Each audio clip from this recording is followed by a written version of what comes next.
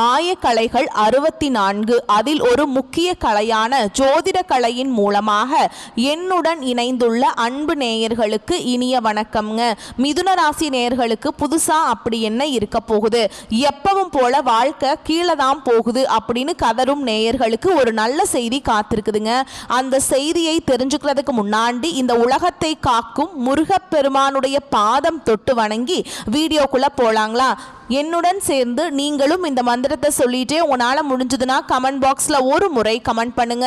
ஓம் முருகா போற்றி, ஓம் முருகா போற்றி, ஓம் முருகா போற்றி. பழனி ஆண்டவா, செந்தூர் வேலவா, சீரும் போர் தளபதியே, சேவல் கொடி ராஜாவே, நீதான் ஐயா இந்த அப்பாவி மக்களை கஷ்டங்களிலிருந்து காப்பாற்றி காலம் முழுக்க கூடவே இருக்கணும். இவங்களுக்காக நான் தினமும் உங்ககிட்ட வேண்டிக்கிறேன். இவங்களுக்கு ஒன்றுனா நீதான் ஐயா பார்க்கணும். அப்படியே நான் சொல்லும் ஜோதிடமும் பலிக்க நீதான் ஐயா அருள் தரணும். தினமும் உங்களுக்கு கிரகநிலை மாற்றத்தால் வரக்கூடிய சுப பலன்களை அறிய கட்டாயம் சப்ஸ்கிரைப் பண்ணி பெல் பட்டன் அப்புறம் ஆல்னு ஆப்ஷன் இருக்கும், அதையும் கொடுத்து வைங்க. ஒவ்வொரு பதிவும் உங்களைய வெற்றியடைய வைக்க வேண்டும் அப்படிங்கிற எண்ணத்துல தாங்க போடுறோம். மிதுன ராசிக்காரங்க நல்லது கெட்டதை முழுசா தெரிஞ்சவங்க, புதன் பகவானை ராசி அதிபதியாக கொண்டவங்க, எல்லா இடங்கள்லையும் நேர்மையையும் உண்மையை மட்டுமே நம்பக்கூடியவங்க. உங்களுக்கு சொந்தமோ பந்தமோ அது தப்புனா அது தப்பு தான், வெட்டு ஒன்று துண்டு ரெண்டுன்னு பேசக்கூடியவங்க. உங்களை ஒருத்தர் பஞ்சாயத்து கூட்டிட்டு போறார் அப்படின்னா நீங்க கூட்டிட்டு போறவர் பக்கமெல்லாம் சப்போர்ட் பண்ண மாட்டீங்க. எந்த தரப்புல நியாயம் இருக்குதோ அங்கதான் நீங்க சப்போர்ட் பண்ணுவீங்க. உண்மை நியாயத்துக்கு மட்டுமே என்னைக்குமே கை கொடுப்பீங்க. உண்மைக்கு புறம்பா எந்த ஒரு விஷயத்தையும் செய்ய மாட்டீங்க. இதனால தான் மிதுன ராசிக்காரங்களுக்கு நிறைய கஷ்டங்களும் துன்பங்களும் அதிகமாகவே ஏற்பட்டு இருக்கு. புதுமையான சிந்தனைகளுக்கு சொந்தக்காரங்க, பூ போல மனசு, கோபத்தை மறைச்சிட்டு சிரிப்பை மட்டும் காட்டக்கூடியவங்க, எடுத்த காரியத்தை எப்படியாவது முடிச்சிடணும் அப்படிங்கிறதுக்காக கஷ்டப்பட்டு போராடக்கூடியவங்க, தங்களுடைய கஷ்டத்தையும் கண்ணீரையும் கடுகு அளவு கூட மற்றவங்களுக்கு தெரியாம பார்த்துப்பாங்க. இதனால பார்க்குறவங்க எல்லாருமே மிதுன ராசியா இவங்களுக்கு என்னப்பா சூப்பரா இருக்காங்க, இவங்களுக்கு என்ன குறைச்சல் அப்படின்னு தான் நினைச்சிட்டு இருக்காங்க. ஆனா சாப்பாட்டுக்கு கூட கஷ்டப்படுறது உங்களுக்கு மட்டும் தாங்க தெரியும். கஷ்ட காலத்துல திரும்பி பார்க்க கூட ஆள் கிடையாது.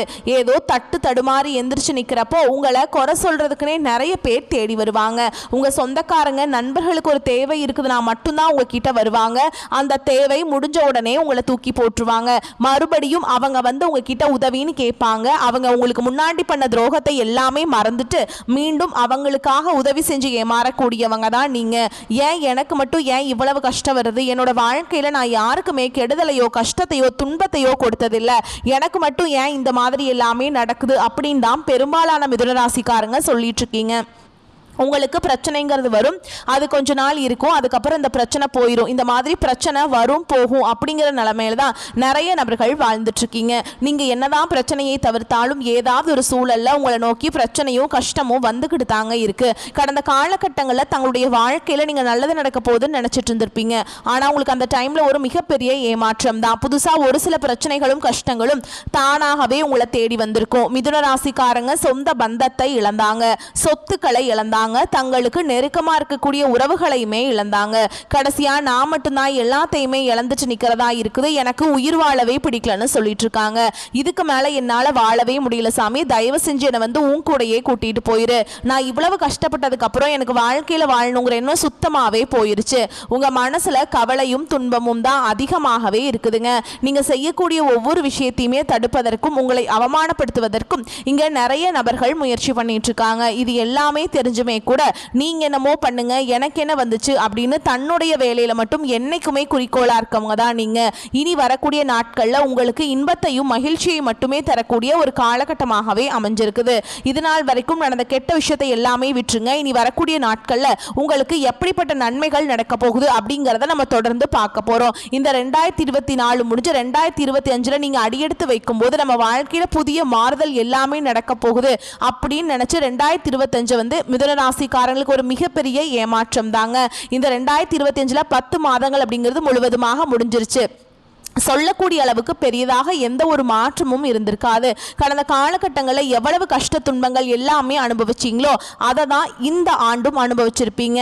இப்போ 10 மாதங்கள் அப்படிங்கிறது முடிஞ்சிருச்சு. மீதி இருக்கக்கூடிய 2 மாதங்களும் அடுத்து 2026 தொடக்கத்தில் வரக்கூடிய முதல் 4 மாதங்களும் இந்த இடைப்பட்ட 6 மாத காலகட்டம் அப்படிங்கிறது மிதுன ராசிக்கு நல்ல ஒரு ராஜயோகத்தை தரக்கூடிய ஒரு காலகட்டமாகவே பார்க்கப்படுதுங்க.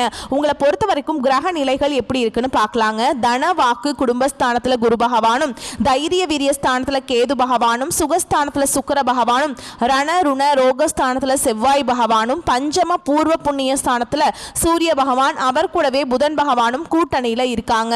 பாக்கியஸ்தானத்துல சனி பகவானும் ராகு பகவானும் கூட்டணியில இருக்காங்க. இப்படி கிரக நிலைகள் இருக்குதுங்க. நவம்பர் 16ஆம் தேதி சூரிய பகவான் துலாம் ராசியிலிருந்து விருச்சக ராசிக்கு பயிற்சி ஆகிறாருங்க.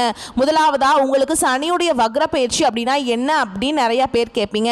அதாவது பார்த்தீங்கன்னா இத்தனை நாட்களாக மைனஸாக மட்டுமே செயல்பட்டு கொண்டிருந்த சனி பகவான் இனி வரக்கூடிய ஒரு 6 மாத காலகட்டங்களுக்கு உங்களுக்கு முழுவதுமாகவே பிளஸ்ஸாக மட்டுமே செயல்பட போறார். இதன் மூலமாக சனி பகவான் மூலமாக கடந்த காலகட்டங்களில் உங்க வாழ்க்கையில நீங்க எதையெல்லாமே இழந்துட்டு கஷ்டப்பட்டுட்டு வருத்தப்பட்டு இருக்கீங்களோ அது அனைத்தும் பெறக்கூடிய ஒரு காலகட்டமாகவே பார்க்கப்படுது.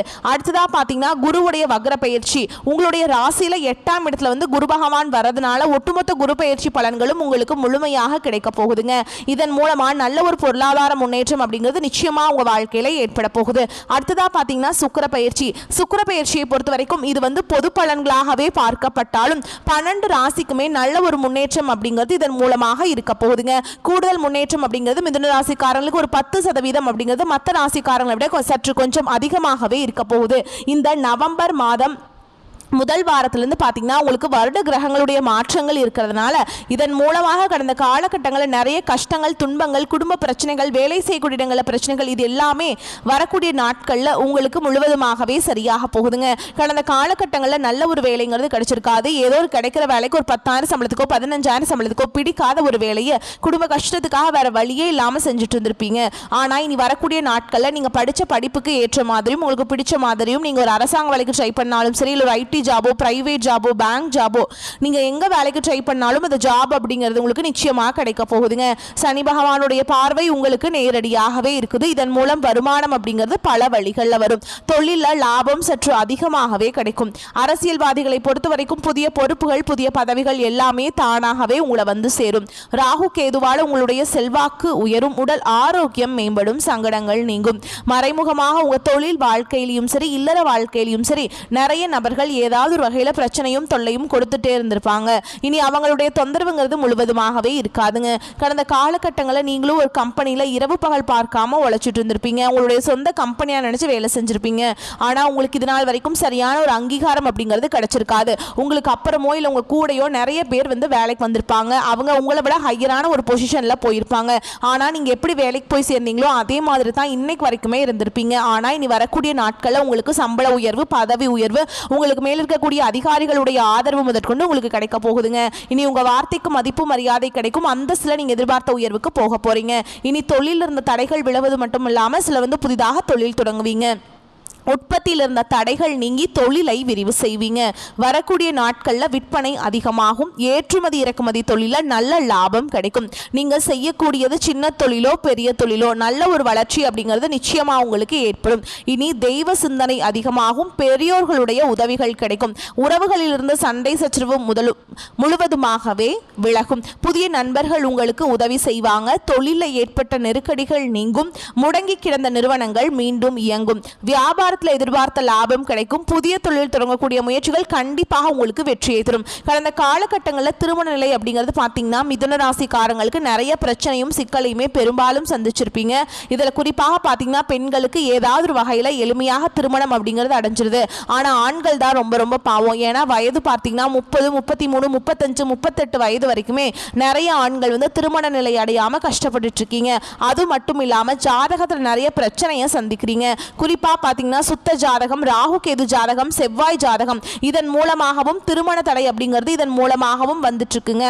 ஆனால் இனி வரக்கூடிய ஒரு 6 மாத காலகட்டங்களுக்குள்ள உங்களுக்கு நீங்கள் எதிர்பார்த்த மாதிரியே நல்ல ஒரு வரன் அப்படிங்கிறது கண்டிப்பாக உங்களுக்கு அமையும். வாழ்க்கை துணையை இழந்த மிதுனராசி ஆண்களோ பெண்களோ அடுத்து வந்து 2வது திருமணம், அதாவது மறுமணம் பண்ணலாமா வேண்டாமா அப்படிங்கிற ஒரு மிகப்பெரிய குழப்பத்தில் இருப்பீங்க. அப்படி 2வது திருமணம் பண்ணும்போது சொந்தக்காரங்க தப்பாக பேசிடுவாங்களா, ஊர்க்காரங்க தப்பாக நினச்சிருவாங்களா, அவங்க என்ன நினைப்பாங்க, இவங்க என்ன நினைப்பாங்க அப்படின்ட்டு நிறைய நபர்கள் வந்து 2வது திருமணத்தை பற்றி யோசிக்காமல் இருக்கீங்க. இப்போ இருக்கக்கூடிய பொருளாதார சூழலும் இப்போ இருக்கக்கூடிய காலகட்டத்தையும் வச்சு பார்க்கும்போது ஒரு சிங்கிள் பேரண்டால இந்த சொசைட்டியில் சர்வே பண்ணுறது ரொம்ப ரொம்ப கஷ்டங்க. நீங்கள் எதிர்பார்த்த மாதிரியே நல்ல ஒரு மறுவாழ்க்கை அப்படிங்கிறது விரைவில் உங்களுக்கு அமையும். குழந்தை பாக்கியத்துக்காக எங்கே மிதுனராசி நேயர்கள் பார்த்தீங்கன்னா எங்களுக்கு மேரேஜ் ஆகி 3 வருஷம் ஆகுது சாமி, 5 வருஷம் ஆகுது, 8 வருஷம் ஆகுது, நாங்களும் போகாத ஹாஸ்பிட்டல் இல்லை, பார்க்காத ட்ரீட்மெண்ட் இல்லை, வாரத்தில் 3 நாள் முருகன் கோவிலுக்கு போய் வழிபாடு செஞ்சுட்டு வந்துட்டு இருக்கோம், ஆனால் எங்களுக்கு குழந்தை பாக்கியமே இல்லை சாமி அப்படின்னு தான் நிறைய நபர்கள் சொல்றீங்க. கண்டிப்பாக வரக்கூடிய ஒரு 6 மாத காலகட்டங்களுக்குள்ள நிச்சயமா உங்களுக்கு குழந்தை பாக்கியம் அப்படிங்கிறது விரைவில் உண்டாகும். பிரிந்திருக்கக்கூடிய கணவன் மனைவி எல்லாமே பார்த்தீங்கன்னா டிவோர்ஸ்க்காக அப்ளை பண்ணி வெயிட் பண்ணிட்டு இருப்பீங்க. அப்படி இல்லைனா சண்டை சச்சரவுனால தனியாக பிரிஞ்சு வாழ்ந்துட்டு இருப்பீங்க. நீங்கள் மீண்டும் ஒரு முறை நேரில் சந்தித்து பேசக்கூடிய வாய்ப்பு கிடைக்கும் பட்சத்தில் டிவோர்ஸ் எல்லாமே அப்ளை பண்ணியிருந்தாலும் அது எல்லாமே கேன்சல் பண்ணிட்டு மீண்டும் இருவரும் ஒன்றாக இணைந்து வாழ்வீங்க. கடந்த காலகட்டங்களில் காதல் அதிகமான தோல்விகளை மட்டுமே சந்திச்ச ராசின்னு பார்த்தீங்கன்னா அது முழுக்க முழுக்க மிதுன ராசிக்காரங்க தான். நல்லா லவ் பண்ணிட்டு இருந்திருப்பீங்க, திடீர்னு ஒரு சண்டை சச்சரவு ஈகோ பிரச்சனை மூலமாக அந்த லவ் வந்து பிரேக்கப் ஆயிருக்கும். இல்லை வீட்டில் போய் சொல்லும்போது பெற்றோர்கள் வந்து உங்களுடைய காதலுக்கு தடையாக இருந்திருப்பாங்க. வேற ஜாதியாக இருக்குது, நல்ல குடும்பமாக இல்லை, நல்ல வேலை இல்லை, வசதி இல்லை, ஏதாவது ரீசன் சொல்லி அவங்களும் தட்டி கழிச்சிருப்பாங்க. ஆனால் இனி வரக்கூடிய நாட்களில் உங்களுடைய காதலை வெளிப்படுத்தும் போது அந்த காதல் கண்டிப்பாக கைகூடும். வீட்டில் போய் சொல்லும்போது பெற்றோர்களே உங்களுக்கு முன்னாடி நின்று திருமணம் செய்து வைக்கக்கூடிய வாய்ப்புகள் அதிகமாகவே உள்ளது. இனி வரக்கூடிய நாட்களில் கடினமான காரியத்தையுமே சுலபமாக செஞ்சு முடிப்பீங்க. உங்கள் எளிமையான பேச்சு திறமையால் நீங்கள் அனைவரையுமே கவர்ந்திருப்பீங்க. சமூகத்தில் உங்கள் பெயருக்கும் புகழுக்கும் படிப்படியாக முன்னேற்றம் வரப்போகுது. சிலருக்கு படிப்பதற்காகவும் வேலை விஷயமாகவும் தொழில் விஷயமாகவும் வெளியூர் வெளிநாடு போகக்கூடிய வாய்ப்புகள் எல்லாமே கிடைக்க போகுது. உங்கள் குடும்பத்தில் கடந்த காலகட்டங்களில் எந்த ஒரு சுப நிகழ்ச்சியுமே நடந்திருக்காது. இதை நினச்சி வீட்டில் இருக்கக்கூடிய பெரியவங்க எல்லாமே ரொம்பவே வருத்தப்பட்டு இருந்திருப்பாங்க. ஆனால் இனி வரக்கூடிய நாட்களில் குடும்பத்தில் திருமணம், சீமந்தம், புதிதாக வீடு கட்ட ஆரம்பிப்பீங்க. கிரகப்பிரவேசம் போன்ற சுப நிகழ்ச்சிகள் எல்லாமே நடக்க போகுது. மிதுன ராசியை பொறுத்த வரைக்கும் நீங்கள் ஆண்களோ பெண்களோ அரசு வேலையோ தனியார் வேலையோ கூலி வேலையோ நீங்கள் எதிர்பாராத வருமானம் அப்படிங்கிறது உங்களுக்கு இரட்டிப்பு மடங்காக கிடைக்க போகுதுங்க. சேமிப்பு அப்படிங்கிறது பல மடங்காக உயரப்போகுது. இதன் மூலமாக கடந்த காலகட்டங்களில் மிதுன ராசிக்காரர்களுக்கு ஏற்பட்ட கடன் பிரச்சனை அனைத்தும் வரக்கூடிய நாட்கள்ல முழுவதுமாகவே நிவர்த்தியாக போகுது. இப்போ போய் நீங்க ஒரு மிதுன ராசிக்காரங்களை பார்த்து கேட்டீங்க அப்படின்னா எனக்கு 3 லட்சம் இருக்குதுங்க, 5 லட்சம் இருக்குதுங்க, 10 லட்சம் இருக்குதுங்கன்னு சொல்லுவாங்க. கடன் இல்லாத நபர்களை நீங்க பார்க்கவே முடியாதுங்க. இனி வரக்கூடிய நாட்கள்ல அனைத்து விதமான கடனையுமே கட்டி நல்ல ஒரு முன்னேற்றத்தையும் நல்ல ஒரு எதிர்காலத்தையும் நீங்கள் வந்து வரக்கூடிய காலகட்டத்தில் வந்து நீங்கள் பெற போகிறீங்க. இனியுடைய வளர்ச்சி அப்படிங்கிறது யாருமே எதிர்பார்க்காத அளவுக்கு ஒரு மிகப்பெரிய ஒரு அசுர வளர்ச்சியாக இருக்க போகுது.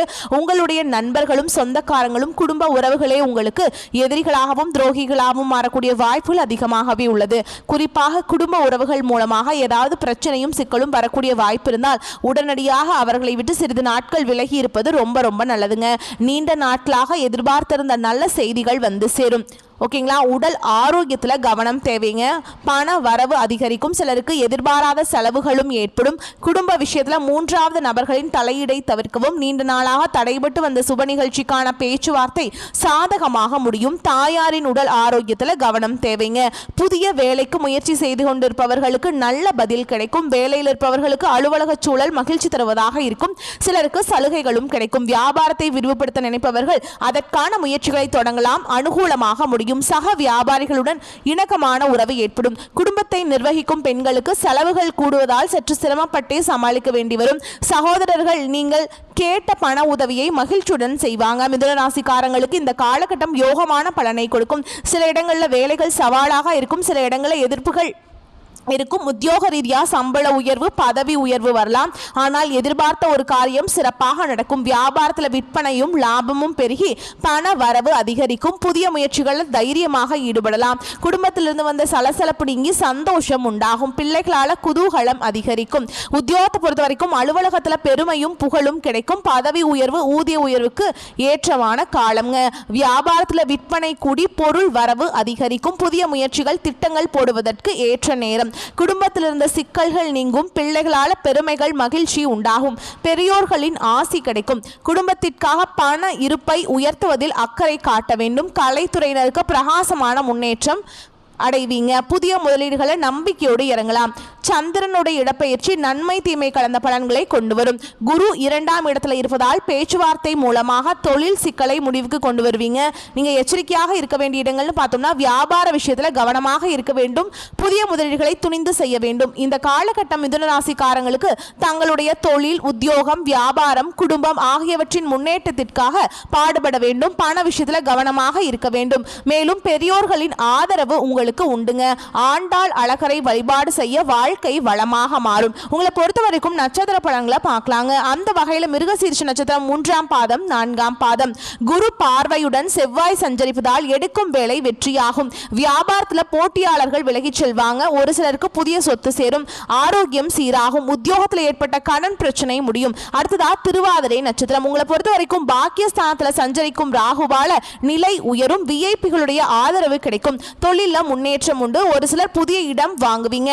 நினைத்த வேலை நினைத்தபடி நடக்கும். அடுத்ததா புனர்பூச நட்சத்திரம் 1ஆம் பாதம் 2ஆம் பாதம் 3ஆம் பாதம். தன குடும்ப வாக்குஸ்தான குரு குடும்பத்துல நிம்மதியை உண்டாக்குறாருங்க. பணப்புழக்கத்தை அதிகரிக்கிறார். புதிய இடம், வீடு வாங்கும் முயற்சி வெற்றியாகும். செல்வாக்கு அதிகரிக்கும். அதிர்ஷ்டம் தேடி வரும். வெளிநாட்டு முயற்சியை சாதமாக்குவீங்க. உங்களை பொறுத்த வரைக்கும் அதிர்ஷ்டமான எண்கள்னு பார்த்தீங்கன்னா 5, 4ங்க.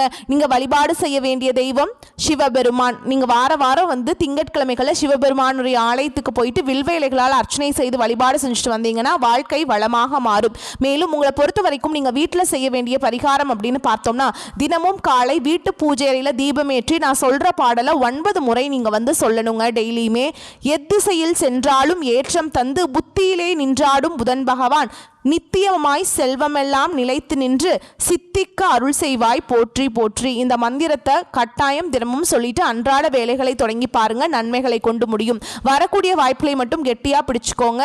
வாழ்த்துக்கள். வாழ்க வளமோடு நலமோடு. இந்த வீடியோ பதிவு உங்களுக்கு பிடிச்சிருந்ததுன்னா வீடியோக்கு ஒரு லைக் பண்ணுங்க. நம்ம சேனலை சப்ஸ்கிரைப் பண்ணிக்கோங்க. மேலும் பிடிச்சிருந்தா ஃப்ரெண்ட்ஸ் அண்ட் ஃபேமிலிக்கு ஷேர் பண்ணுங்க.